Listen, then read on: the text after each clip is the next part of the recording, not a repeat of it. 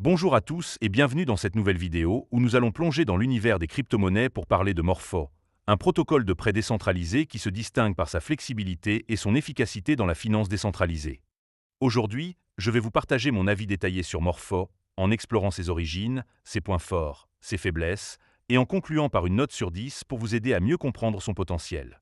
Si vous êtes curieux de découvrir comment Morpho permet de prêter et d'emprunter des actifs numériques avec des taux optimisés et une infrastructure sans permission, restez avec moi, car on va tout décortiquer ensemble de manière claire et conviviale. Pour structurer cette vidéo, je vais d'abord vous expliquer d'où vient Morpho. Ensuite, nous passerons en revue ses principaux avantages, puis nous aborderons les inconvénients à garder en tête, et enfin, je terminerai par une évaluation globale. Avant de commencer, je tiens à préciser que cette vidéo est là pour vous informer, mais elle ne remplace pas vos propres recherches. Allons-y. Évidemment, si vous souhaitez acheter du Morpho, il y a un lien de parrainage dans la description vers crypto.com. Ce lien vous permettra de vous inscrire et de recevoir un cadeau de bienvenue. Mais avant de commencer, petit disclaimer important. Les informations partagées dans cette vidéo sont fournies à titre purement informatif et ne constituent en aucun cas un conseil financier. Je vous encourage vivement à vérifier chaque détail et faire vos propres recherches en complément de cette vidéo. Entrons dans le vif du sujet avec la première partie, où nous allons découvrir d'où vient Morpho et ce qui se cache derrière cette crypto-monnaie. Morpho, dont le symbole est Morpho, est un protocole de prêt décentralisé, ou DeFi, construit sur les blockchains Ethereum et Base, qui permet aux utilisateurs de prêter et d'emprunter des actifs numériques sans intermédiaire. Fondé en 2021 par Paul Frambeau, Merlin Égalité, Julien Thomas et Mathis Gontier-Delaunay, Morpholab, basé à Paris, est une entreprise française composée d'une équipe d'une vingtaine d'experts en blockchain et finance. Selon le site officiel, Morpho est une infrastructure ouverte, non custodielle, qui combine un appariement pair à accent graphe pair avec des pools de liquidités pour optimiser les taux d'intérêt et atteindre une utilisation du capital de 5%. Le protocole a levé 69,35 millions d'euros en 4 rondes de financement, dont 50 millions en août 2024, soutenus par des investisseurs prestigieux comme Andreessen Horowitz, Coinbase Venture et Pantra Capital. Le jeton Morpho, lancé en 2024, est actuellement non transférable, mais la gouvernance peut activer les transferts à tout moment. Avec une capitalisation boursière d'environ 250 millions d'euros et un classement autour de la 200e place, Morpho compte 240 millions de jetons en circulation sur un maximum de 1 milliard. Le protocole opère via deux versions principales, Morpho Blue, une couche de prêt permettant de créer des marchés isolés, et Morpho Optimisé, qui améliore les taux sur des protocoles comme Aave et Compound. Avec une valeur totale verrouillée dépassant 4 milliards d'euros, Morpho supporte plus de 180 crypto-monnaies et 60 coffres sur Ethereum. En combinant flexibilité, sécurité et innovation, Morpho ambitionne de devenir une infrastructure clé pour la finance décentralisée. Maintenant que vous savez d'où vient Morpho, passons à la deuxième partie, où nous allons explorer les avantages de cette crypto-monnaie et de son écosystème. Le premier bon point de Morpho, c'est son efficacité dans l'optimisation des taux d'intérêt. Grâce à son mécanisme d'appariement pair à accent graphe pair, Morpho permet aux prêteurs et emprunteurs d'obtenir des taux plus avantageux qu'avec des pools traditionnels. Par exemple, si un utilisateur souhaite emprunter de l'USDC, Morpho tente d'abord de le connecter directement à un prêteur, éliminant les intermédiaires et réduisant les coûts. Si aucun match pair à accent graphe pair n'est disponible, le protocole utilise des pools de liquidités comme ceux d'Aave, garantissant des taux compétitifs et une utilisation complète du capital. Le deuxième avantage, c'est la flexibilité des marchés isolés. Morpho Blue permet à quiconque de créer un marché de prêt avec un actif de garantie et un actif de prêt spécifique, sans permission. Par exemple, un développeur peut lancer un marché permettant d'emprunter du DAI avec du Rapid Bitcoin comme garantie, avec des paramètres personnalisés comme le ratio prêt-valeur.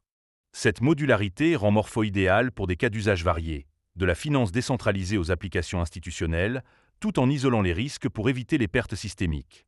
Le troisième point fort, c'est la sécurité renforcée. Les contrats intelligents de Morpho sont immuables, vérifiés formellement et audités plus de 25 fois par des firmes réputées. Par exemple, en avril 2025, une vulnérabilité frontale a été détectée, mais un opérateur éthique a intercepté la transaction malveillante et Morpholab a rapidement corrigé le problème sans perte de fonds. Cette transparence et cette robustesse inspirent confiance, surtout pour les utilisateurs manipulant des sommes importantes. Le quatrième avantage, c'est l'accessibilité des Morphovault. Ces coffres tokenisés permettent aux prêteurs de déposer des actifs dans des stratégies préconfigurées pour maximiser les rendements tout en gérant les risques. Par exemple, un utilisateur peut investir dans un coffre Gauntlet USDC Prime, qui répartit les fonds sur plusieurs marchés Morpho pour optimiser les profits. Gérés par des entités comme des organisations autonomes décentralisées ou des algorithmes, ces coffres offrent une solution simple pour les investisseurs novices comme expérimentés. Enfin, le cinquième point positif, c'est la gouvernance décentralisée. Le jeton Morpho permet aux détenteurs de voter sur les évolutions du protocole, comme l'ajout de nouveaux actifs ou l'activation des transferts de jetons. Par exemple, la Morpho DAO, qui contrôle 35,7% de l'offre, distribue des récompenses pour encourager la participation et les utilisateurs sur Ethereum peuvent déjà voter.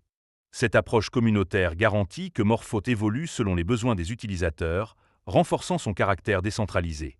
Passons maintenant à la troisième partie, où nous allons examiner les inconvénients de Morpho. Parce que, soyons honnêtes, aucun projet n'est parfait, et il est crucial de connaître les risques avant de s'engager. Le premier inconvénient, c'est la complexité pour les novices. Bien que Morpho soit accessible via des interfaces comme MetaMask, comprendre les marchés isolés, les coffres ou les ratios pré-valeurs peut être intimidant.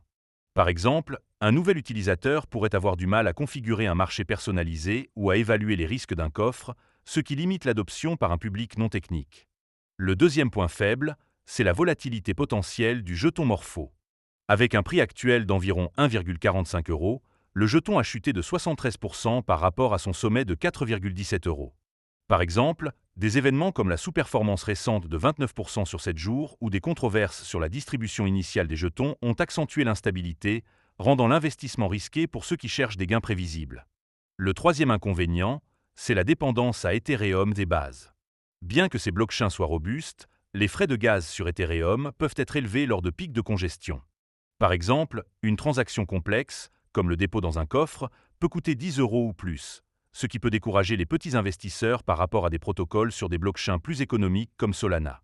Le quatrième point, c'est la concurrence féroce. Morpho rivalise avec des géants comme Aave et Compound, qui ont des écosystèmes plus établis et une adoption plus large. Par exemple, Aave, avec une valeur totale verrouillée de 11 milliards d'euros, offre des fonctionnalités comme les prêts sous-collatéralisés, absentes de Morpho, ce qui pourrait détourner les utilisateurs à la recherche de solutions plus diversifiées.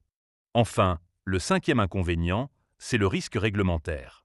Étant basé en France, Morpho pourrait être soumis à des régulations européennes strictes, comme la loi MiCA. Par exemple, des restrictions sur les plateformes DeFi non conformes pourraient compliquer l'opération ou limiter l'accès pour certains utilisateurs, ajoutant une incertitude pour les investisseurs internationaux. Nous voilà arrivés à la conclusion, où je vais résumer mon avis sur Morpho et lui attribuer une note sur 10. Morpho est un projet innovant qui impressionne par ses taux d'intérêt optimisés, sa flexibilité, sa sécurité, ses coffres accessibles et sa gouvernance décentralisée. Ces atouts en font une plateforme prometteuse pour la finance décentralisée, capable de rivaliser avec les leaders du secteur tout en offrant une infrastructure modulable pour les développeurs et les institutions. Cependant, la complexité pour les novices, la volatilité du jeton, la dépendance à Ethereum, la concurrence et les risques réglementaires rappellent que Morpho doit encore mûrir pour atteindre son plein potentiel. Personnellement, je trouve que Morpho propose une vision audacieuse et une technologie solide, mais son succès dépendra de sa capacité à simplifier l'expérience utilisateur et à naviguer dans un paysage réglementaire complexe. Pour toutes ces raisons, je donne à Morpho une note de 7 sur 10. C'est une crypto-monnaie à surveiller pour ceux qui croient en la finance décentralisée, mais elle demande une approche prudente. Si vous êtes intéressé, n'oubliez pas de consulter le lien dans la description pour vous inscrire sur crypto.com et explorer Morpho par vous-même. Et si vous avez apprécié cette vidéo, pensez à mettre un pouce bleu, ça fait toujours plaisir. Merci d'avoir regardé, et on se retrouve bientôt pour une prochaine analyse. À très vite!